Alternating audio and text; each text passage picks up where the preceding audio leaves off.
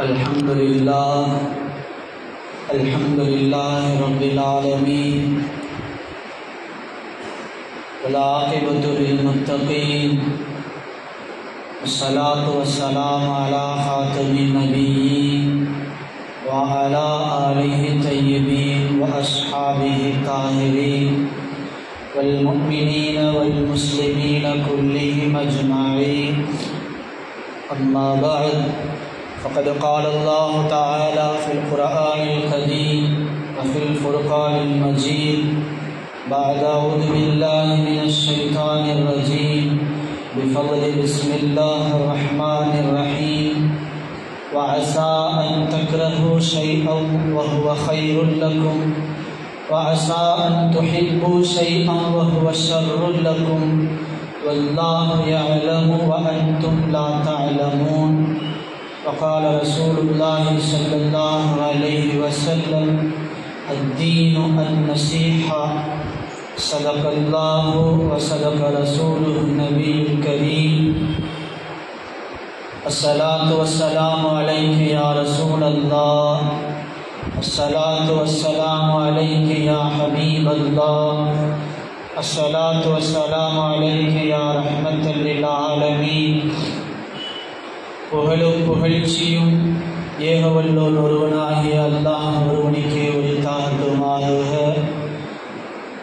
அவனது சாந்தியும் சமாதானமும் கண்மணி நாயகம் ஸல்லல்லாஹு அலைஹி வஸல்லம் அவர்களின் மீதும் அவர்களின் அடிச்சுவற்றை வலுவாது நழுவாது பின்பற்றி வாழ்ந்த உத்தம சத்திய சஹாபாக்கள், தாபிஈன்கள், தாபிஈன்கள், இறைநேசர்கள், நல்லடியார்கள், குறிப்பாக ஜும்ஆவுடைய தொழுகையை தொழுகுவதற்காக வந்திருக்கக்கூடிய இதுவரை இருக்கிற நம் அனைவரின் மீதும் என்றென்றும் நின்று நிலவட்டுமாக. ஆமீன். கண்ணியத்திற்கும் மிகுந்த மரியாதைக்கு மரித்தான அல்லாஹ்வின் நல்லடியார்களே, சகிப்புத்தன்மை தற்போது நாடு முழுக்க பேசப்படும் பொருளாக மாறி போயிருக்கிறது.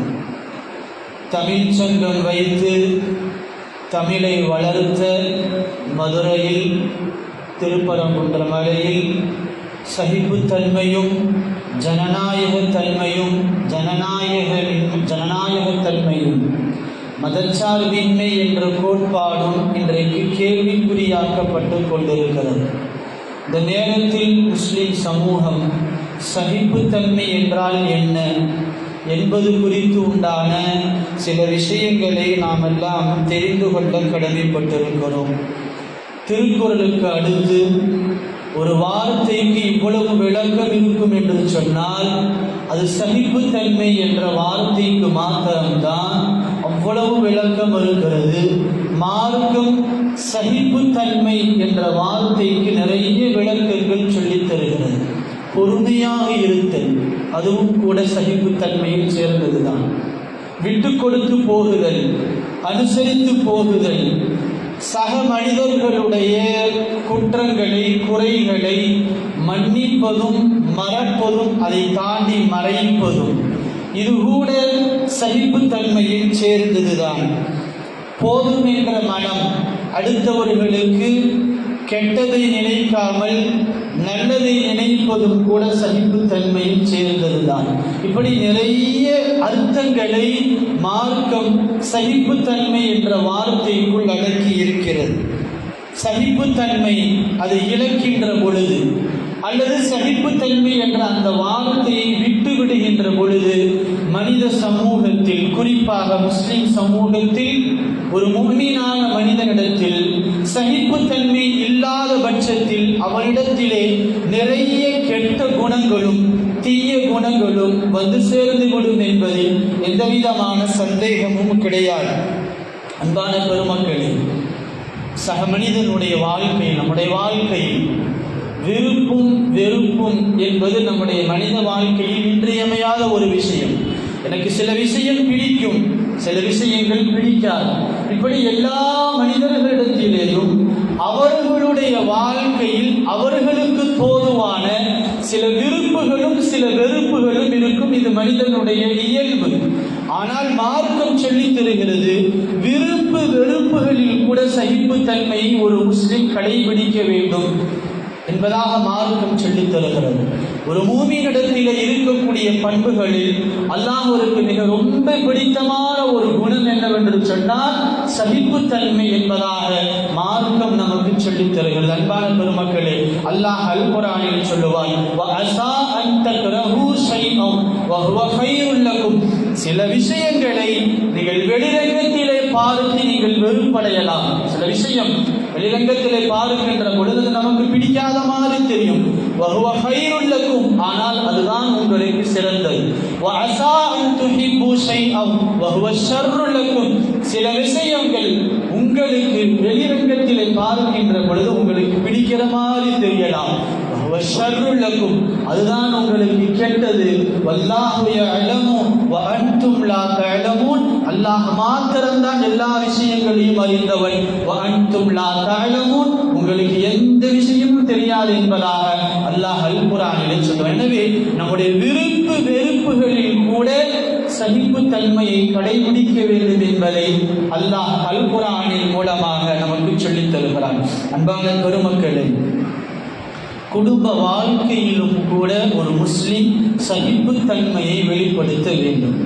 ஒரு குடும்ப வாழ்க்கை, கணவன் மனைவியினுடைய அந்த குடும்ப வாழ்க்கையிலும் கூட ஒரு முஃமின் சகிப்புத்தன்மையை வெளிப்படுத்த வேண்டும். பெருமானார் ஸல்லல்லாஹு அலைஹி வஸல்லம் அவர்கள் சொன்னார்கள், ஒரு முஃமினான ஆண், இறை நம்பிக்கை கொண்ட ஒரு ஆண் தன்னுடைய இறை நம்பிக்கை கொண்ட தன்னுடைய மனைவியை வெறுத்து ஒதுக்க வேண்டாம். அந்த மனைவியினிடத்திலே ஏதாவது ஒரு குணம் உங்களுக்கு பிடிக்கலேன்னு சொன்னால், ஏதாவது வேற ஒரு குணம் உங்களுடைய மனைவியிட்ட நல்ல குணம் இருக்கும், அந்த குணத்தை வைத்து நீங்கள் உங்களுடைய மனைவியை பொருந்திக் கொள்ளுங்கள். ஏனென்று சொன்னால் உங்களுடைய மனைவி உங்களுடைய வளைந்த விழா எலும்பிலிருந்து படைக்கப்பட்டவள். அவருடைய புத்தியே கொஞ்சம் கோணலாகத்தான் இருக்கும். எனவே உங்களுடைய மனைவியினிடத்திலே ஏதாவது ஒரு குணம் கெட்டதாக இருந்தால் இன்னொரு குணம் நல்லதாக இருக்கும். அந்த நல்ல குணத்தை வைத்து உங்களுடைய மனைவியை பொருந்திக் கொள்ளுங்கள் என்பதாக பெருமானார் ஸல்லல்லாஹு அலைஹி வஸல்லம் அவர்கள் ஹதீஸிலே சொன்னார்கள். ஆயிஷா அம்மா எப்பெல்லாம் கோபம் வருமோ, ஆயிஷா அம்மா எப்பெல்லாம் நபி ஸல்லல்லாஹு அலைஹி வஸல்லம் இடத்துல கோபமாக பேசுவாங்களோ அப்பெல்லாம் நபி ஸல்லல்லாஹு அலைஹி வஸல்லம் சொல்லுவாங்க, யா ஆயிஷ், செக்க சிவந்தவளை. ஒரே ஒரு வார்த்தை தான் பெருமானார் ஸல்லல்லாஹு அலைஹி வஸல்லம் அவர்கள் சொல்லுவாங்க. அப்படி ஆயிஷா அம்மா அவருடைய கோபம் தணிந்து விடும். உலகத்திற்கே பெருமானார் ஸல்லல்லாஹு அலைஹி வஸல்லம் நபியா இருந்தாலும் வீட்டில் ஆயிஷா அம்மாவுக்கு கணவர் தான். செல்லப்பெயர் வைத்து பெருமானார் ஸல்லல்லாஹு அலைஹி வஸல்லம் அவர்கள் நம்முடைய மனைவிமார்களை அழைப்பார்கள். இது நபியினுடைய ஒரு அழகான ஒரு பண்பாடு. ஆனால் இன்றைக்கு நம்முடைய குடும்பத்தில் பார்த்தோம் என்று சொன்னால், கணவனுக்கு மனைவி வைக்கக்கூடிய பெயர் மை ஹிட்லர் காலி. இவர் தன்னுடைய மனைவிக்கு பேர் வச்சிருப்பார் மை டெவில் காலி. அன்பான பெருமக்களே, கணவன் மனைவியினுடைய கோபத்திலும் கூட சகிப்புத்தன்மையை வெளிப்படுத்த வேண்டும் என்பதாக மார்க்கம் நமக்கு சொல்லித் தருகிறது. அப்துல்லாஹ் இப்னு ஸுபைர் ரலியல்லாஹு அன்ஹு அவர்களுடைய சகோதரி ரமலா, அந்த அம்மாவுக்கு அவங்களுடைய கணவருக்கும் ஒரு தடவை சண்டை வந்தது. ரொம்ப சத்தம் போட்டு அவர் பேசிக்கிட்டே இருக்கிறார், திட்டுறார் அந்த அம்மாவை. இந்த இடத்துல நாம் நம்முடைய மனைவி எடுத்துட்டோன்னா நம்முடைய மனைவியினுடைய ரெஃப்ளெக்ட் எப்படி இருக்கும் நம்மெல்லாம் யோசிச்சு பார்க்கணும். அந்த அம்மா ஒன்றுமே சொல்ல அமைதியாகவே இருந்துச்சு. கடைசியில் எல்லாம் திட்டி முடித்த உடனே அந்த அம்மா ஒரே ஒரு சிரிப்பு தான். அவர் அப்படியே டோட்டல் ஃப்ளாட். கோபமெல்லாம் தணிஞ்ச உடனே அந்த அம்மாட்ட ரமலாட்ட அவருடைய கணவரை கேட்டால், இவ்வளவு திட்டினேன்னு உனக்கு கொஞ்சம் கூட கோபமே வரலையா அப்படின்னு கேட்டவுடனே அந்த அம்மா சொன்னாங்க, என்னை திட்டுறதுக்கு உங்களை விட உரிமை வேறு யாருக்கு இருக்க முடியும். ஆனால் எனக்கு தெரியும், நீங்கள் எவ்வளவு கோபமாக இருந்தாலும் என்னுடைய ஒரே ஒரு சிரிப்பு போதும், உங்களை அடக்குவதற்கு என்னுடைய ஒரு சிரிப்பு போதும். இதுதான் மார்க்கம் கற்றுத்தருகிற ஒரு அழகான நடைமுறை. எவ்வளவு பெரிய பிரச்சனைகள் வந்தாலும் கூட சகிப்புத்தன்மையை கடைபிடிக்க வேண்டும். ஆனாலும் அதே சமயம் மார்க்கம் நமக்கு சொல்லித் தருகிறது சுயமரியாதை. சுயமரியாதையோடு வாழ வேண்டும் என்றும் நமக்கு மார்க்கம் சொல்லித் தருகிறது. குட்ட குட்ட குனியணுங்கிறது அல்ல. பிரச்சனைகள் வருகின்ற பொழுது, எதிர்ப்புகள் வருகின்ற பொழுது நாம் சகிப்புத்தன்மையோடு இருக்க வேண்டும். அதே நேரத்தில் சுயமரியாதை இழந்துதான் இந்த உலகத்தில் வாழ வேண்டும் என்பதும் அல்ல. மார்க்கம் இதையும் நமக்கு கற்றுத் தருகிறது. குடும்ப விவகாரத்தில் கணவனும் மனைவியும் சகிப்புத்தன்மையோடு வாழ வேண்டும் என்பதையும் கூட மார்க்கம் நமக்கு அழகாக கற்றுத் தருகிறது. அன்பான பெருமக்களை, கடுமையான எதிரிகள் பெருமானார் ஸல்லல்லாஹு அலைஹி வஸல்லம் அவர்களுக்கு மக்காவில் அவ்வளவு துன்பத்தை கொடுத்த எதிரிகள் மக்கத்து காஃபிர்கள். அந்த நேரத்தில் பெருமானார் ஸல்லல்லாஹு அலைஹி வஸல்லம் அவர்களுடைய கையை பிடித்து ஒரு மனிதர் சுமாமா பின் அசால் என்ற ஒரு மனிதர் இஸ்லாத்தை ஏற்கிறார். அவர்தான் யமனில் இருந்து மக்காவிற்கு கோதுமை சப்ளை செய்கிறவர்.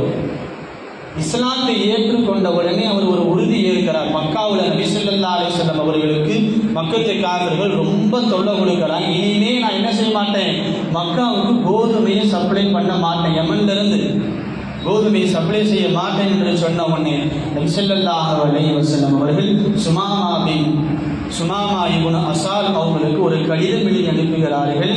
இங்கு இருக்கக்கூடிய மக்கத்து மக்களை பட்டினியால் நீங்கள் அழித்து விட வேண்டாம். எவ்வளவுதான் எனக்கு துன்பம் கொடுத்தாலும் கூட இவர்களை பட்டினியில் நீங்கள் அழித்து விட வேண்டாம். வலதை போல் நீங்கள் இந்த மக்காவிற்கு அனுப்பக்கூடிய கோதுமையை அனுப்பி வையுங்கள் என்பதாக நபி ஸல்லல்லாஹு அலைஹி வஸல்லம் அவர்கள் சுமாமா ரலியல்லாஹு அன்ஹு அவர்களுக்கு கடிதம் எழுதி அனுப்புகிறார்கள். தனக்கு துன்பம் கொடுத்தவர்கள் தான் பெருமானார் ஸல்லல்லாஹு அலைஹி வஸல்லம் நினைச்சிருந்தா பழிவாங்கி இருக்க முடியும். ஆனால் இன்றைக்கு நாம் நம்முடைய நினைவுகளில், நம்முடைய யதார்த்தத்தில் யோசித்து பார்க்கிறோம். பழிக்கு பழி வாங்குதல் என்பது இன்றைக்கு சர்வ சாதாரணமாக ஆகிவிட்டது. என்னை ஒருத்தி அவமானப்படுத்தினா நான் அவனை பதிலுக்கு அவமானப்படுத்தியே தீருவேன். என்னை ஒருத்தி ஒதுக்கி வைக்கலான்னு சொன்னால் அவனை நான் மறுபடியும் நானும் அவனை ஒதுக்கிதான் வைப்பேன்.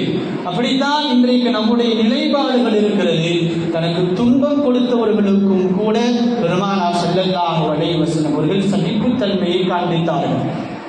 தன்னுடைய மகள் ஸைனப் ரலியல்லாஹு அன்ஹா அவர்கள், ஸைனப் ரலியல்லாஹு அன்ஹா மக்காவிலிருந்து மதீனாவுக்கு தப்பிச்சு போக நினைக்கிறாங்க. ஹிஜ்ரத் ஸைனப் ரலியல்லாஹு அன்ஹா அவர்கள் யாருக்குமே தெரியாம மக்காவை விட்டு மதீனாவிற்கு ஹிஜ்ரத் செய்து விடலாம் என்று நினைத்து ஹிஜ்ரத் செய்கின்ற பொழுது நிறமாச கர்ப்பிணி ஸைனப் ரலியல்லாஹு அன்ஹா கர்ப்பிணி பெண் ஒட்டகத்தில் போகும்போது ஒரு மனிதர் தூரத்திலிருந்து, ஹிபார் என்று சொல்லப்படக்கூடிய ஒரு மனிதர் தூரத்திலிருந்து ஸைனப் ரலியல்லாஹு அன்ஹா அவர்களை நோக்கி ஈட்டியை எறிகிறது மாதிரி ஒரு ஆக்ஷன் காமிச்ச உடனே ஸைனப் ரலியல்லாஹு அன்ஹா பயந்துடுறாங்க. ஒட்டகத்திலிருந்து தவறி விழுந்துடுறாங்க. விழுந்த வேகத்தில் கர்ப்பம் கலைந்துருது. எப்படியோ இந்த வழியிலேயே ஸைனப் ரலியல்லாஹு அன்ஹா 15 நாள் பிரயாணத்தில் மதீனாவை வந்து அடைந்துடுறாங்க. அப்படிங்கிற அவர்களுடைய ஆடையெல்லாம் ரத்தம் பார்த்தவனே பெருமானார் ஸல்லல்லாஹு அலைஹி வஸல்லம் அவர்களுக்கு அவ்வளவு கடுமையான ஒரு வேதனை. தன்னுடைய ஆவியின் மகள் ஸைனப் ரலியல்லாஹு அன்ஹா, கர்ப்பிணியாக இருக்கக்கூடிய ஸைனப் ரலியல்லாஹு அன்ஹா கர்ப்பத்தை இழந்து விட்டு அதற்கு காரணம் ஒரு பயம், ஹிபார் என்று சொல்லப்படக்கூடிய அந்த மனிதனுடைய அந்த பயத்தின் காரணமாக அவர்களுடைய கர்ப்பத்தை இழந்து விட்டு வருகிறார்கள். அந்த வழியிலேயே ஸைனப் ரலியல்லாஹு அன்ஹா அவர்கள் கொஞ்ச நாளில் இறந்து விடுகிறார்கள். பெருமானார் ஸல்லல்லாஹு அலைஹி வஸல்லம் அவர்கள் பின்னாளில் அதே ஹிபார் நபி ஸல்லல்லாஹு அலைஹி வஸல்லம் கரத்தை பிடித்து முஸ்லிமாராம். நபி ஸல்லல்லாஹு அலைஹி வஸல்லம் நினைச்சிருந்த, என் மகள் வஃபாத்திற்கு காரணம் நீ, என்ன வேண்டுமானாலும் செய்திருக்கலாம். அதிகாரம் இருந்தது, பெருமானார் ஸல்லல்லாஹு அலைஹி வஸல்லம் இடத்தில் அதிகாரம் இருந்தது. ஆனாலும் கூட அவரை மன்னித்தார்கள் பெருமானார் ஸல்லல்லாஹு அலைஹி வஸல்லம் அவர்கள். அதிகாரம் இருந்தாலும் கூட சகிப்புத்தன்மையை வெளிப்படுத்தியவர்கள் பெருமானார் ஸல்லல்லாஹு அலைஹி வஸல்லம் அவர்கள் மாத்திரம்தான். அதே ஹிஜ்ரத்திற்கு முன்பதாக பெருமானார் ஸல்லல்லாஹு அலைஹி வஸல்லம் அவர்கள் மக்காவை விட்டு வெளியே போறதுக்கு முன்னாடி ஒரு ஆசை, கஅபத்துல்லாஹ் உள்ள தொழுகணும்னு ஆசை. நபி ஸல்லல்லாஹு அலைஹி வஸல்லம் கஅபத்துல்லாஹ்க்கு வர்றாங்க, மஸ்ஜித் ஹரமுக்கு வருகிறார்கள். கஅபத்துல்லாஹ்வுடைய சாவி உஸ்மான் இப்னு தல்ஹா என்று சொல்லப்படக்கூடிய ஒரு மனிதர்கிட்ட இருந்தது. அது வரைக்கும் ஒரு முஸ்லீமாக நபி ஸல்லல்லாஹு அலைஹி வஸல்லம் அந்த உஸ்மான்கிட்ட கேட்டாங்க, சாவி கொடுங்க, கஅபத்துல்லாஹ்வை திறந்து உள்ள தொழுதுட்டு நான் இந்த ஊரை விட்டு போயிடுறேன், கடைசி ஆசை அப்படின்னு அவனை உஸ்மான் சொன்னார். சாவியை தர முடியாதுன்னார். இப்போ நபி ஸல்லல்லாஹு அலைஹி வஸல்லம் சொன்னாங்க, ஒரு காலம் வரும் இதே இடத்துல நீங்க நிற்பீங்க, சாவி கொடுக்க மாட்டேன் என்று சொன்ன நீங்கள் உங்களுடைய கையிலிருந்து சாவி ஏன் கைக்கு வரும்? அந்த காலம் ரொம்ப தூரம் இல்லை, கண்டிப்பா வரும்னு சொல்லிட்டு நபி ஸல்லல்லாஹு அலைஹி வஸல்லம் அவர்கள் மக்காவை விட்டு மதீனாவுக்கு ஹிஜ்ரத் செய்து விடுகிறார்கள். மக்கா வெற்றி கொள்ளப்படுகிறது. பெருமானார் ஸல்லல்லாஹு அலைஹி வஸல்லம் அவர்கள் தன்னுடைய தோழர்களோடு மக்காவுக்கு உள்ள வர்றாங்க. அதே மஸ்ஜிதுல் ஹரமுக்கு உள்ள வர்றாங்க. உஸ்மான் முஸ்லீம் ஆயிடுறார். நபி ஸல்லல்லாஹு அலைஹி வஸல்லம் அவருடைய கையை பிடித்து முஸ்லீம் ஆயிடுறார். நபி ஸல்லல்லாஹு அலைஹி வஸல்லம் சாவியை கேட்கிறாங்க, சாவியை கொடுக்கிறார். என்றைக்கு சாவி கொடுக்க முடியாதுன்னு சொன்ன அதே உஸ்மான் நபி ஸல்லல்லாஹு அலைஹி வஸல்லம் அவர்கள் சாவியை கேட்ட உடனேயே மக்காவுடைய வெற்றிக்கு பிறகு சாவியை கொடுக்கிறார்கள். நபி ஸல்லல்லாஹு அலைஹி வஸல்லம் அவர்கள் கஅபத்துல்லாஹ்வை திறந்து உள்ள தொழுதுட்டு வெளியே வந்து சொன்னாங்க, உஸ்மான், இந்த சாவி கியாமத்து நாள் வரைக்கும் உங்கள்கிட்ட தான் இருக்கும். உங்களுடைய வம்சாவளியிடத்தில் தான் இந்த கஅபத்துல்லாஹ்வுடைய சாவி இருக்கும் என்பதாக பெருமானார் ஸல்லல்லாஹு அலைஹி வஸல்லம் அவர்கள் சொல்லிவிட்டு அந்த சாவியினுடைய பொறுப்பை அந்த உஸ்மான் ரலியல்லாஹு அன்ஹு அவர்களுக்கு கொடுக்கிறார்கள். அதிகாரம் கைக்கு வந்த பிறகும் கூட பெருமானார் ஸல்லல்லாஹு அலைஹி வஸல்லம் அவர்கள் தன்னுடைய விருப்பு வெறுப்பையும் கூட காண்பிக்கவில்லை, சகிப்புத்தன்மையை காண்பித்தார்கள். பெருமானார் ஸல்லல்லாஹு அலைஹி வஸல்லம் அவர்கள் அன்பான பெருமக்களே, நம்முடைய வாழ்க்கையினுடைய எல்லா கட்டத்திலும் பெருமானார் ஸல்லல்லாஹு அலைஹி வஸல்லம் அவர்கள் சகிப்புத்தன்மையை கடைபிடித்தார்கள். பெருமானார் ஸல்லல்லாஹு அலைஹி வஸல்லம் இடத்தில் இருந்த அந்த சகிப்புத்தன்மை தான் பல லட்சம் முஸ்லிம்களுடைய, பல லட்சம் மனிதர்களுடைய உள்ளத்தை பெருமானார் ஸல்லல்லாஹு அலைஹி வஸல்லம் அவர்களின் பால் ஈர்த்தது. அன்பான பெருமக்களே, தன்னுடைய எதிரியினுடைய மகன் அபூஜஹலுடைய மகன் இக்ரிமா மக்காவுடைய வெற்றிக்கு பிறகு எங்க ஊர்ல இருந்தா நபி ஸல்லல்லாஹு அலைஹி வஸல்லம் அவர்கள் தன்னை பழிக்கு பழி வாங்கி விடுவாரோ என்று யோசித்து இக்ரிமா ஊரா தெரிஞ்சார். இக்ரிமாவுடைய மனைவி வந்தாங்க. பெருமானார் ஸல்லல்லாஹு அலைஹி வஸல்லம் வந்து சொன்னாங்க, யா ரசூலல்லாஹ், நான் முஸ்லீம் ஆயிட்டேன், என்னுடைய கணவரும் முஸ்லீம் ஆகணும்னு எனக்கு ஆசை. ஆனால் என்னுடைய கணவருக்கு என்ன பயம்னா, ஊருக்கு வந்தால் நீங்கள் ஏதாவது செஞ்சிருவீங்களோன்னு பயம். அந்த அளவுக்கு இக்ரிமா நபி ஸல்லல்லாஹு அலைஹி வஸல்லம் அவர்களுக்கு அவ்வளவு தொல்லைகள் கொடுத்து அபூஜஹலுடைய மகன் இக்ரிமா நபி ஸல்லல்லாஹு அலைஹி வஸல்லம் சொன்னாங்க, கூட்டிட்டு வாங்க, நான் மன்னிச்சிடுறேன் நான். அதே போல இக்ரிமா ரலியல்லாஹு அன்ஹு அவர்கள் மக்காவுக்குள்ள வர்றாங்க. வந்த உடனே நபி ஸல்லல்லாஹு அலைஹி வஸல்லம் ஓடி போய் கட்டி அணைச்சு வரவேற்று தான் பக்கத்துல உட்கார வச்சாங்க. எந்த இக்ரிமா? அபூஜஹலுடைய மகன் இக்ரிமா. சாதாரண ஆள் இல்லை இக்ரிமா. ரொம்ப பெருமானார் ஸல்லல்லாஹு அலைஹி வஸல்லம் அவர்களுக்கு தொல்லை கொடுத்த இக்ரிமா. நபியினுடைய இந்த ஒரு குணம் இக்ரிமா ரலியல்லாஹு அன்ஹுடைய குணத்தை மாற்றியது. ரொம்ப வெட்கப்பட்டான். இப்படிப்பட்ட ஒரு மனிதருக்குத்தான் நான் இவ்வளவு தூரம் தொல்லைகள் கொடுத்தேனா என்றால் இக்ரிமா ரலியல்லாஹு அன்ஹுடைய உள்ளத்திலே தைத்தது.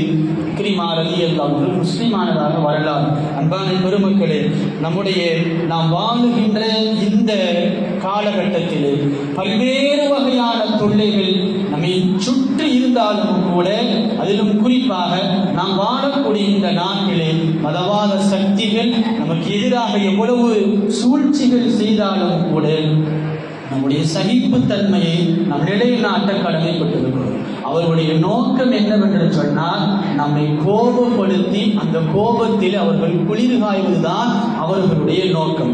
அந்த நோக்கத்தை வைத்துத்தான் அவர்கள் மதுரையிலே ஒரு பிரச்சனையை ஏற்படுத்தினார்கள். அதில் அவர்கள் வெற்றியும் கண்டுவிட்டார்கள். அன்பான பெருமக்களே, சர்வதேச அளவிலே இன்றைக்கு நம்மை குறித்து நிறைய தவறான எண்ணங்களும் தவறான சிந்தனைகளும் தவறான கருத்துக்களும் தான் விதைக்கப்பட்டு கொண்டே இருக்கிறது.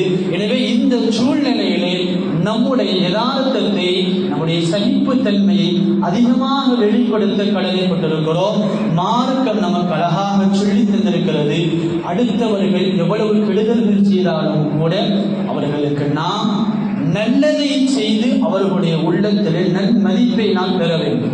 அந்த அடிப்படையில் எல்லாம் வல்ல அல்லாஹ் நாம் வாழக்கூடிய இந்த நாட்டிலே சிறுபான்மை சமூகமாக இருக்கக்கூடிய நாம் நம்முடைய செயல்பாடுகள் சகிப்புத்தன்மையோடு இருந்தால் அவர்களுடைய உள்ளத்தில் நிச்சயம் அல்லாஹ் நல்ல எண்ணத்தை போடுவான். எல்லாம் வல்ல அல்லாஹ் இந்த நாட்டிலே சிறுபான்மை சமூகமாக இருக்கக்கூடிய நமக்கு சாதகமான நல்லோர்களுடைய கைகளிலே ஆட்சியை தருவானாக. மதவாத சக்திகளுக்கும் பிரிவினையை உண்டாக்கக்கூடிய சக்திகளுக்கும் அல்லாஹ் மிக கடுமையான தோல்வியை அல்லாஹ் தந்தல் புரிவானாக. வாழும் காலமெல்லாம் இந்த நாட்டினுடைய குடிமக்களாக வாழக்கூடிய நல்ல பாக்கியத்தை எல்லாம் வல்ல அல்லாஹ் நம் அனைவருக்கும் தந்தல் புரிவானாக. வஆகிரு தஅவானா அனில் ஹம்துலில்லாஹி ரப்பில் ஆலமீன். அஸ்ஸலாமு அலைக்கும் வரஹ்மத்துல்லாஹி வபரகாத்துஹு.